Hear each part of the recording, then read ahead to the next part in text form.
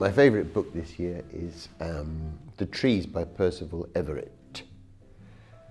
So I'd never heard of this author before, and I think I heard him being interviewed on Radio 4 or something, because I'm incredibly cultured.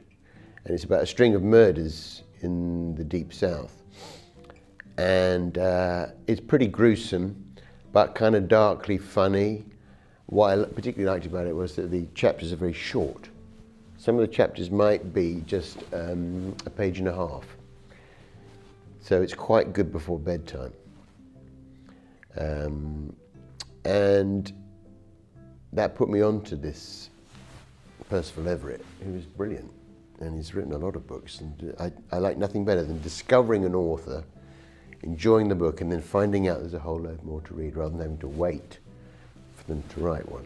I do. I just finished Demon Copperhead by Barbara Kingsolver, which is an amazing, like pretty sort of bleak at points, but it's an amazing story about a boy living in Virginia, and it's about the kind of opiates crisis there, but it's told through an extremely entertaining and compelling narrative that also has real flashes of hope and joy and optimism, as well as some kind of really interesting, educationally enlightening sort of context about that part of America and how political power has sort of converged to allow the opiates crisis to sort of thrive the way that it has, but it's really, really beautifully told.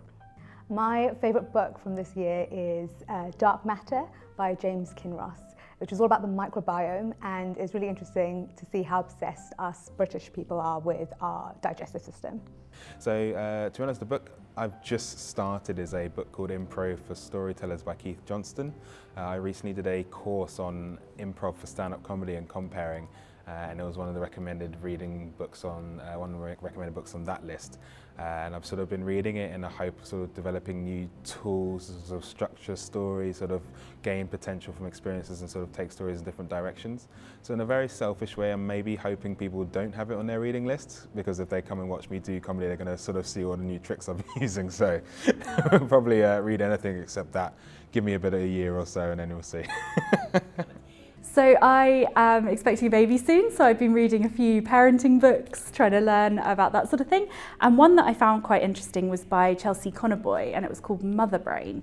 And it's actually not about the baby, but about how becoming a parent, both going through pregnancy and then also raising a child, changes parents' brains in all sorts of different ways, which as a neuroscientist I found very interesting and slightly terrifying.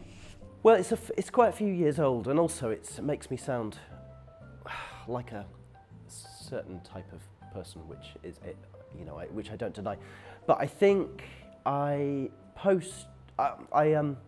rewatched the start of this year. We rewatched the Beatles Get Back documentary in chronological order on the days it happened, so through January.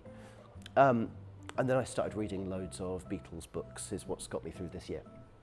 So in particular, a book called You Never Give Me Your Money by Peter Doggett, which is about the final period of the Beatles and that the Savile Row Apple building and the stuff behind the scenes.